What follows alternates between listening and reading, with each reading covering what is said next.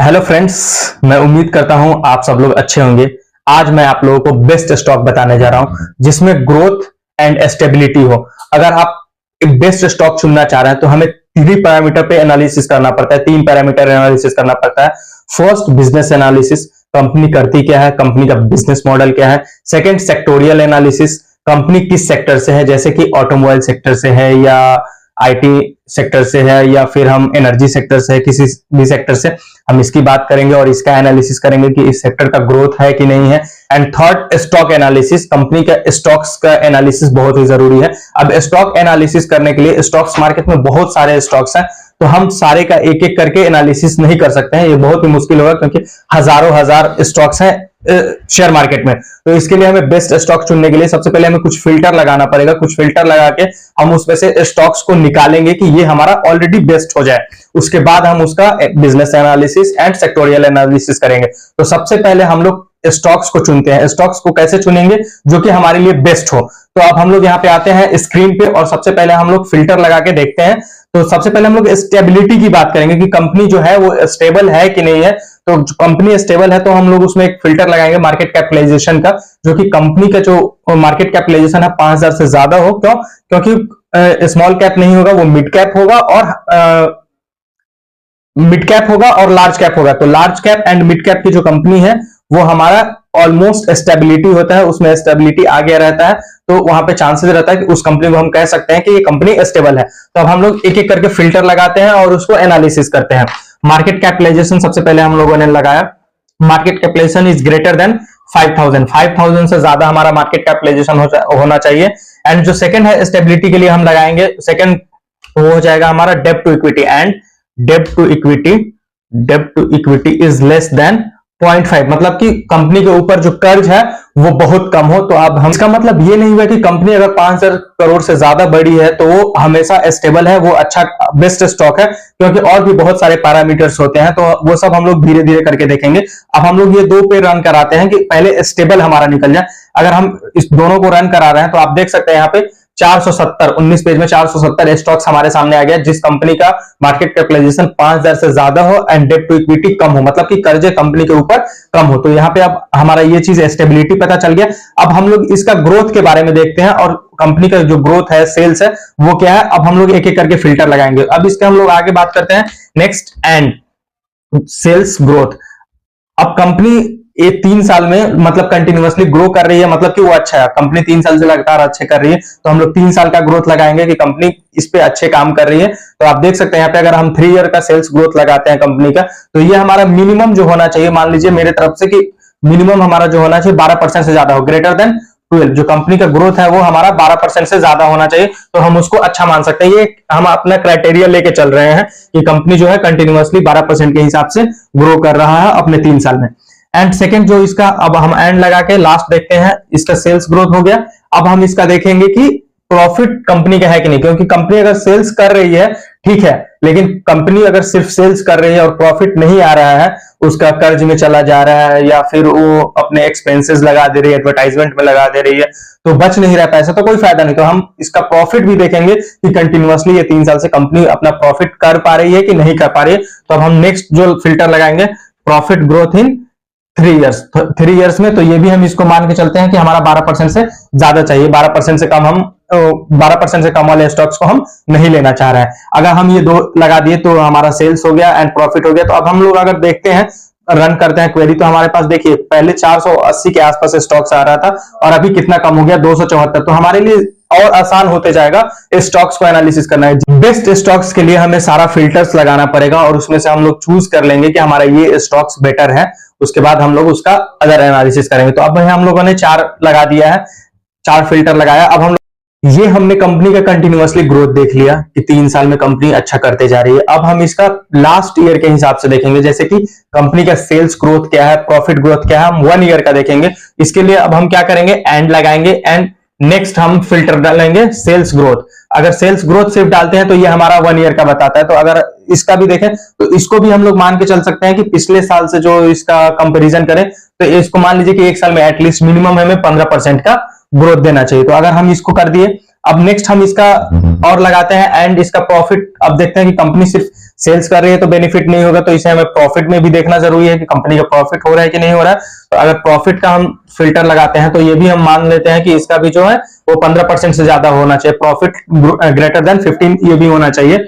अब देखिए, अब हम लोगों ने एक साल का देख लिया और उसका कंटिन्यूअसली 3 साल से इंक्रीमेंट हो रहा है कि नहीं हो रहा है ये हमने देख लिया। लेकिन एक और बहुत ही इंपॉर्टेंट चीज है ईयर ऑन ईयर, जो हम लोग क्वार्टरली देखते हैं, जैसे कि इस क्वार्टर के हिसाब से जो पिछला क्वार्टर में रिजल्ट था उसमें इसका इंक्रीज हुआ है कि नहीं हुआ है, इसको भी हमें देखना बहुत इंपॉर्टेंट होता है। तो इसको हम लोग लेट से मान लेते हैं, इसको हम लोग एक 5% का ग्रोथ मान के चलते हैं year on year sales growth हम लोग देखते हैं और इसमें हम लोग मिनिमम 5% मान लेते हैं कि 5% तो होना ही चाहिए, इससे कम होगा तो हम उसको एक्सेप्ट नहीं करेंगे। एंड जो हमारा ईयर ऑन ईयर प्रॉफिट होगा, ये हमने सेल्स देख लिया, अब ईयर हम प्रॉफिट देखेंगे, इसको भी हम लोग 5 मान लेते हैं। मतलब कि हम लोगों ने अब तक इतना फिल्टर लगा दिए, मार्केट कैपिटलाइजेशन 5000 से ज्यादा होना चाहिए, डेब्ट टू इक्विटी कम होना चाहिए, सेल्स ग्रोथ कंपनी का ज्यादा होना चाहिए, ये सब हम लोगों ने लगा लिया। अब हम लोग बात करते हैं इसको अगर रन कराते हैं, इसमें एक हमारे मिस्टेक्स हो गया है, हमें हमेशा एंड लगाना है। जब भी हम क्वेरी को रन कराएंगे तो वहां पे हमें एंड लगाना होगा, तभी ये क्वेरी रन करेगा। फिर हम यहाँ भी, अब हम लोग अगर इसको रन करते हैं तो ये हमारा क्वेरी रन करेगा। आप देख सकते हैं कितने सारे स्टॉक फिल्टर हो गए और फिल्टर होने के बाद अभी सिर्फ हमारे पास 90 स्टॉक्स आया है। मतलब कि फिर भी अभी मैं संतुष्ट नहीं हूं, क्योंकि 90 स्टॉक्स बहुत ज्यादा होता है। इसमें हम अगर एनालिसिस करते हैं, बेस्ट स्टॉक निकालने की कोशिश करेंगे तो बहुत मुश्किल होगा। अभी हम इसमें और स्ट्रिक्ट फिल्टर लगाते हैं और उसको हम लोग जानते हैं कि हमारा बेस्ट स्टॉक्स कैसे निकल के आएगा। तो हम लोग एक बहुत ही इंपॉर्टेंट टर्म की बात करेंगे जो कि ओपीएम अब क्या होता है, थोड़ा सा शॉर्ट में आप लोगों को समझा देता हूं। ऑपरेशन प्रॉफिट मार्जिन, सपोज कीजिए कि ये हमारा पेन है और कंपनी इसे 100 रुपए में बेच रही है, लेकिन कंपनी को इसको बनाने में 90 रुपए खर्च हो गई, तो जो उसका मार्जिन निकल के आया वो सिर्फ 10 रुपए का निकल के आया, जो कि कम है। और वही कंपनी कोई इसको 100 रुपए में बेच रही है लेकिन उसको बनाने में सिर्फ 50 रुपए ही लगे हैं, तो उसका ओपीएम ज्यादा है। तो जिसका ओपीएम ज्यादा होता है वो ज्यादा बेटर होता है। तो अब हम लोग नेक्स्ट फिल्टर लगाते हैं ओपीएम का। जब हम फिल्टर लगाएंगे तो वो भी हम लोग मान के चल सकते हैं, मान रहे हैं ओपीएम का भी हम लोग मान लें कि हमारा 15% से ज्यादा होना चाहिए, क्योंकि 15% से ज्यादा हो तो अच्छा होगा। अगर हम 100 रुपए में बेच रहे हैं तो एटलीस्ट मुझे 15 रुपए उसमें प्रॉफिट होना चाहिए। तो ओपीएम हम लगा दिए, 15 से हमारा ज्यादा होना चाहिए। इसके बाद हम लोग अगर क्वेरी रन करते हैं तो आप देख सकते हैं यहाँ पे और भी हमारा स्टॉक फिल्टर हो गया और सिर्फ 59 स्टॉक्स हमारे सामने निकल के आया है। आप देख सकते हैं हमारे पास ये 59 शेयर्स निकल के आए हैं। ये हमारे लिए अच्छा स्टॉक्स है, बेस्ट है, लेकिन फिर भी अभी भी मैं संतुष्ट नहीं हूं, क्योंकि ये बहुत ज्यादा स्टॉक्स है। तो इसमें हमें मुश्किल होगा, एटलीस्ट हम लोग इसको 15, 20, 25 के आसपास लेके आते हैं सारा फिल्टर लगाने के बाद। आप देख सकते हैं कि ये कंपनी का सारा हमने बेस्ट लगा दिया कि कंपनी का ये चीज होना चाहिए, ये होना चाहिए, प्रॉफिट इतना होना चाहिए, ग्रोथ इतना होना चाहिए, ओपीएम ये होना चाहिए। लेकिन इसमें और भी बहुत इंपॉर्टेंट है, जैसे प्रमोटर होल्डिंग।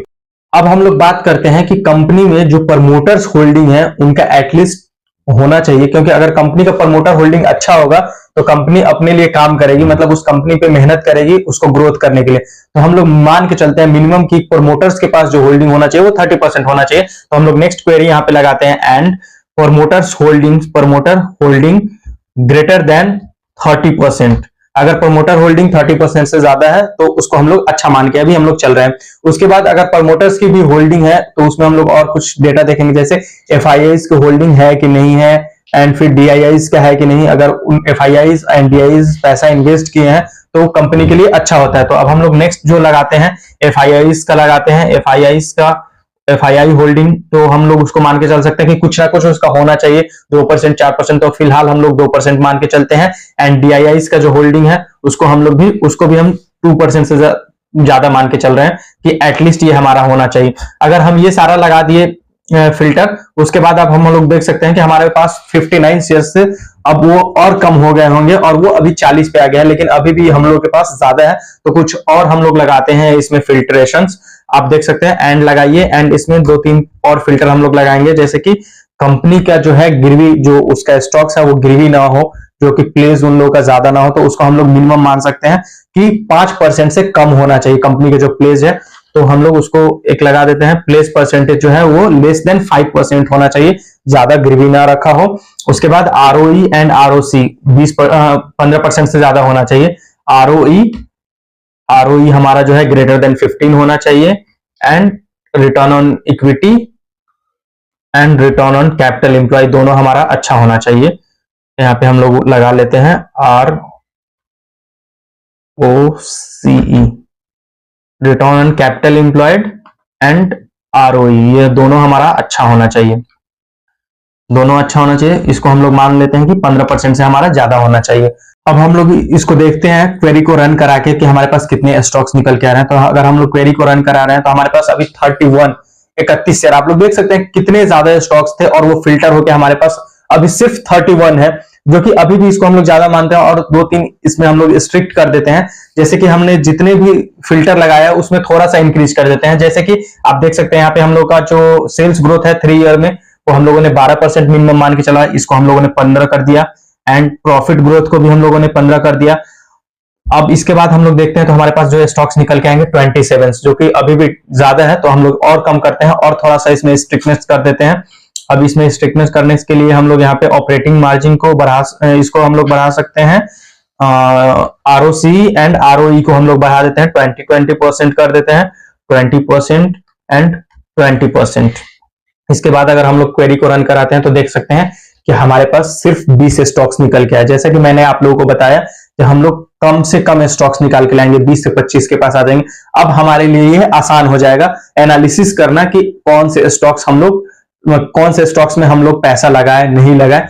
अब इसमें हमारे लिए आसान हो जाएगा, क्योंकि ये सारे जितने भी स्टॉक्स ये आपके सामने देख सकते हैं, ये निकल के आए हैं 20-22 स्टॉक्स, ये सारे बेस्ट स्टॉक्स हैं। क्यों? क्योंकि इसमें हमने ऑलमोस्ट सारे कुछ लगा दिए। जैसे कि आप देख सकते हैं इसमें फिल्ट्रेशन में कंपनी स्टेबल भी है, कंपनी का ग्रोथ भी है, एंड कंपनी कंटिन्यूअसली अच्छा कर रही है, कंपनी के पास कर्ज भी नहीं है। हम लोगों ने सारा फिल्टर इसमें लगा दिया, कोई भी ऐसा फिल्टर नहीं है जो अभी हम लोगों ने छोड़ा है। 2-3 चीज बचा है और एक और चीज बचा है जो मैं आप लोगों को बताऊंगा। ये सारे स्टॉक्स बेटर तो निकल के आ गए, लेकिन इसमें अभी हमने देखना है कि कंपनी का जो वैल्यूएशन है वो अच्छा है कि नहीं। अब कंपनी का वैल्यूएशन के लिए हम लोग पी रेशियो को मानते हैं, तो इसका हम लोग, इसलिए मैंने पहले इसमें फिल्टर नहीं किया, क्योंकि कंपनी का वैल्यूएशन को हम लोग एक डिफाइन नहीं कर सकते हैं कि 10 होना चाहिए तो पी रेशियो जो है 10 होगा तो अच्छा होगा, 20 होगा तो अच्छा होगा, इसको हम लोग डिफाइन नहीं कर सकते हैं। इसको हम लोग सेक्टोरियल एनालिसिस, उस सेक्टर के, उस कंपनी जिसका हम एनालिसिस कर रहे हैं, उस कंपनी के जो सेक्टर्स में उसके जो पीयर्स हैं वो क्या कर रहे हैं, उनका पी क्या है, उसके ऊपर ये सब डिपेंड करता है, तो हम लोग उससे एनालिसिस करते हैं। तो अब हम लोगों ने देख लिया कि ये सारे हमारे पास स्टॉक्स निकल के आ गए। जैसे 22 स्टॉक्स निकल के आए हैं, जैसे फर्स्ट म्यूजिक्स, आनंद राठी। अब ये हमारा स्टॉक एनालिसिस तो हो गया, क्योंकि स्टॉक का हम लोगों ने एनालिसिस कर दिया, जो जो होना चाहिए कि स्टॉक्स का quality, ROE, sales growth, company का डेप्ट, ये सब कम होना चाहिए, सब हम लोगों ने स्टॉक का एनालिसिस कर लिया।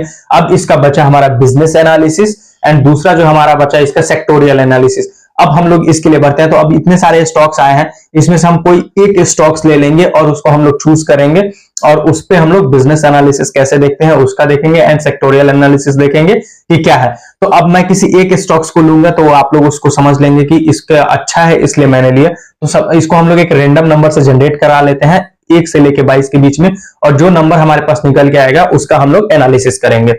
जैसे आप देख सकते हैं, मैं यहाँ पे गूगल पे रैंडम नंबर सर्च किया, random number generator random number हम लोग यहाँ पे जनरेट कर देंगे। मान लीजिए हमारा 1 से 1 लोअर है एंड 22। अब इसमें से हम जनरेट कर दें, और जनरेट करने के बाद जो हमारे पास नंबर आया वो 18 नंबर का स्टॉक्स हम लोग अभी उसका business analysis and sectoral analysis देखेंगे। अब हम लोग फिर यहाँ पे आते हैं, अब 18 नंबर पे देखते हैं हमारे पास कौन सा स्टॉक्स है। KNR कंस्ट्रक्शन, आप देख सकते हैं KNR कंस्ट्रक्शन हमारे पास 18 नंबर का स्टॉक्स निकल के है। अब हम लोग इसका एनालिसिस करते हैं। इसका बिजनेस एनालिसिस के लिए कंपनी करती क्या है, नहीं करती है, इसका बिजनेस मॉडल क्या है, आप यहाँ पे देख सकते हैं।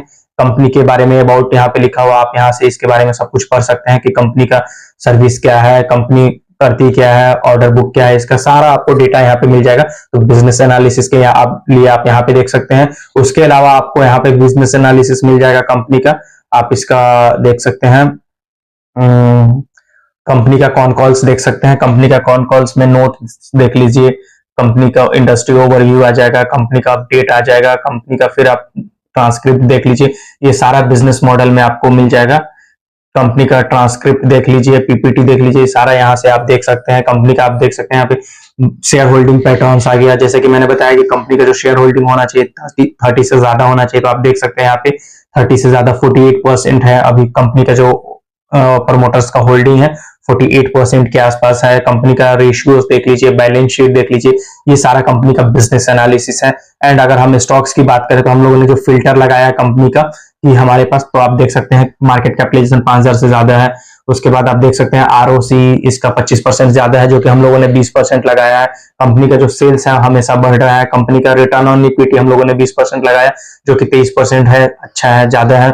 आरओई आप देख सकते हैं। तो हमने सारे टेस्ट मतलब कि एकदम पूरा का पूरा हम लोगों ने स्ट्रिक्ट इसमें लगाया। ये सारे स्टॉक्स जो निकल के आए हैं वो बेस्ट निकल के आए हैं। कंपनी का प्रमोटर्स होल्डिंग अच्छा है, आप देख सकते हैं। ये सारे पॉइंट्स जो हम लोगों ने उसमें लगाया वो सब हम लोगों को अच्छा मिला है। अब जो हमारा वैल्यूएशन था, अब उसका हम पीयर्स कंपैरिजन में देखेंगे, तो आप यहाँ पे पीयर्स कंपैरिजन में आएंगे और पीयर्स कंपैरिजन में जैसे ही आएंगे तो आपको दिख सकता है ये कौन से इंडस्ट्री टाइप का है, कौन सा सेक्टोरियल। अब हम सेक्टोरियल की बात करें तो कौन सा सेक्टोरियल का है, तो ये कंस्ट्रक्शन का है। और इसके जितने भी साथ में काम करते हैं इसके जो पीयर्स हैं उनका यहाँ पे नाम आ गया। आप इससे आप कंपेयर कर सकते हैं इसका पी वैल्यूएशन महंगा है कि नहीं है। तो आप देख सकते हैं रेल विकास जो निगम है इसका सबसे ज्यादा पी है, मतलब हाई पी पे ट्रेड कर रहे हैं। तो कम पी ट्रेड, अगर कम पी हो तो ज्यादा अच्छा माना जाएगा अगर उस सेक्टोरियल के हिसाब से, मतलब कि उसका वैल्यूएशन अभी ज्यादा नहीं है, उसमें चांसेस है कि ग्रो करेगा। जितना ज्यादा हाई वैल्यूएशन होगा तो उसका कम चांसेस है कि कम ग्रो करेगा, क्योंकि वो ऑलरेडी हाई पे ट्रेड कर रहा है। तो इसमें जो स्टॉक्स का मैं एनालिसिस कर रहा हूं ये मेरा कोई रिकमेंडेशन नहीं है, सिर्फ एग्जांपल के लिए मैं आप लोग को बताने के लिए बता रहा हूं कि ऐसा होता है। तो इसको आप लोग रिकमेंडेशन मत समझ लीजिएगा और रिकमेंडेशन समझ के इसमें पैसा ना लगाइएगा, अपना एनालिसिस कीजिएगा। तो आप देख सकते हैं इसका पी रेशियो 7.4946 है, जो कि कम है। तो अभी इसका वैल्यूएशन भी ज्यादा नहीं है, तो इसको हम लोग अच्छा मान सकते हैं। तो अब हम लोगों ने देख लिया कि कंपनी का स्टॉक एनालिसिस क्या है, कंपनी का बिजनेस एनालिसिस क्या है।